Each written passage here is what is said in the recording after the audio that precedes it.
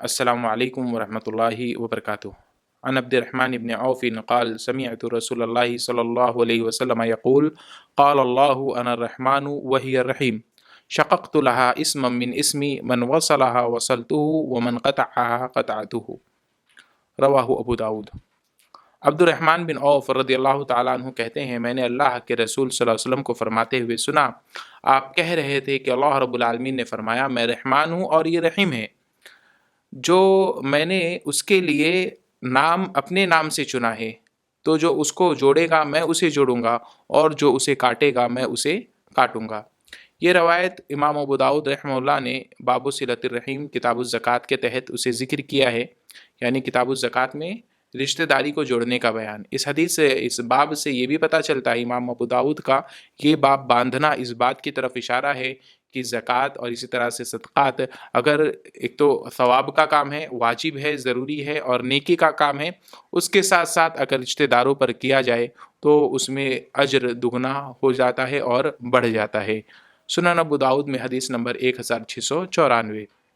इस हदीस से पता चलता है कि अल्लाह रब्बुल आलमीन ने लफ्ज़ रहीम यानी रिश्तेदारी, हर चीज़ का कुछ ना कुछ नाम होना चाहिए, तो रिश्तेदारी का जो नाम है, इस क्या नाम दिया जाए, तो अल्लाह रब्बुल आलमीन ने इसके लिए जो नाम चुना है वो रहीम चुना है, वो रहीम चुना है और ये रहमान से मुश्तक़ है, रहमान से लिया गया है।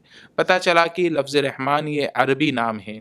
बाज़ मुफस्सिरीन ने लिखा कि रहमान ये इब्रानी लफ्ज़ है, लेकिन ये इब्रानी नहीं बल्कि अरबी लफ्ज़ है और ये लफ्ज़ रहीम रा हा मीम इसका रूट वर्ड है, असल मादा है जिससे ये मुश्तक़ है और इसके माना है रहम करना, शफ़क़त करना। और रहम यानी रिश्तेदारी में एक पता चला कि रिश्तेदारी में एक जो बुनियादी पहलू होना चाहिए वो शफ़क़त का पहलू, नरमी का पहलू, हुकूक को अदा करने का पहलू, ये पहलू होना चाहिए। इस नाम से भी हमें मालूम हो जाता है। सही बुखारी में भी ये रवायत है, लेकिन इसका एक अलग लफ्ज़ से है, हदीस कुदसी से नहीं है, अलग माना में है। अल्लाह के मतलब ये कि अल्लाह के रसूल सल्लल्लाहु अलैहि वसल्लम ने फरमाया कि अल्लाह रब्बुल आलमीन ने जब अपनी मखलूक को पैदा किया और उनको पैदा करने से फारिग हुआ तो रिश्तेदारी खड़ी हुई, रहीम खड़ी हुई और उसने अल्लाह रब्बुल आलमीन के अर्श के पाए को पकड़ लिया। अल्लाह रब्बुल आलमीन ने कहा, तुम्हारा क्या मामला है, तो तुम इस तरह इस हालत में क्यों हो? तो उसने क्या कहा, यही तो वो जगह है जहाँ पर एक आदमी पनाह ले सकता है, मतलब तेरे अलावा हम और कहाँ पनाह ले सकते हैं। और मैं चाहती हूँ कि जाहिर सी बात है मैं रिश्तेदारी हूँ, तूने मुझे ऐसी चीज़ बनाया है कि लोग मुझे काटेंगे, मुझे तोड़ेंगे।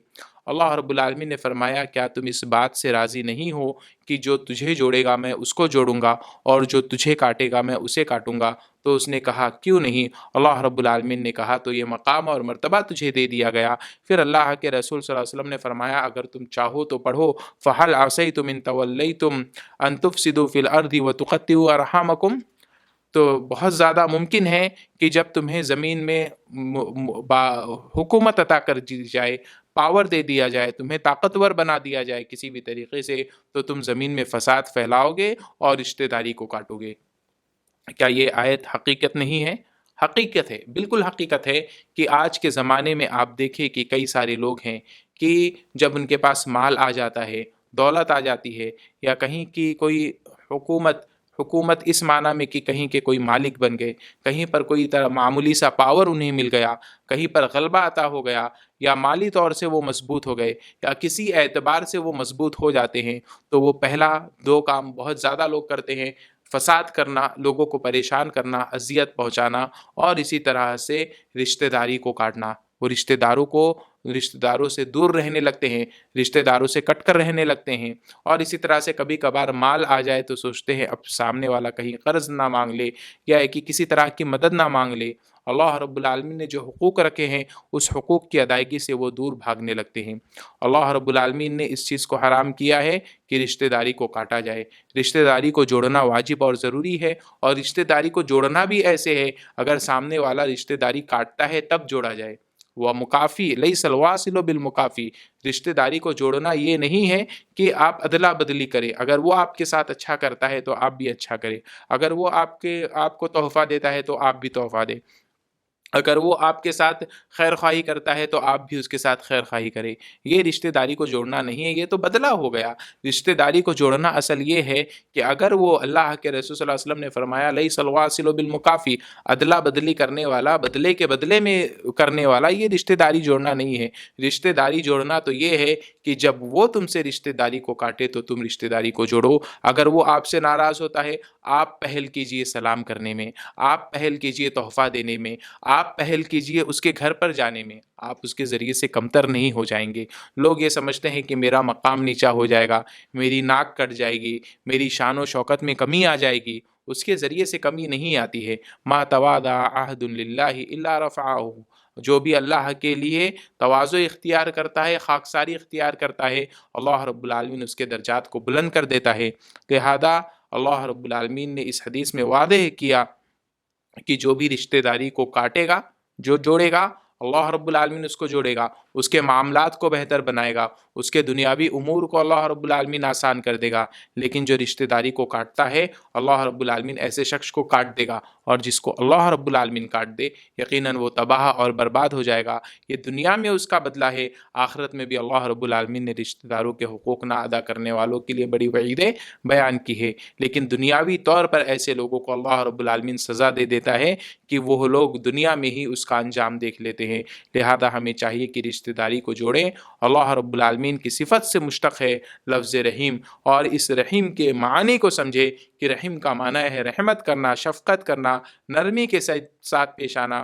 اگر کبھی کوئی رشتہ دار کوئی کوتاہی کر دے، کوئی بھول سے انجانے میں کوئی غلطی کر دے، تو اس کا مطلب یہ نہیں ہے کہ ہم جان بوجھ کر اس کو تکلیف دیں۔ اس سے غلطی ہوئی، اس سے انجانے میں ہوا تو وہ تو بری ہو گیا، لیکن ہم جان بوجھ کر رشتہ داری کو توڑتے ہیں تو یقیناً اس کا بدلہ بھی بہت ہی خطرناک ہوگا۔ ہم نے جان بوجھ کر کیا ہے تو اللہ رب العالمین نے کہا کہ میں اس کو کاٹوں گا جو تجھے کاٹے گا۔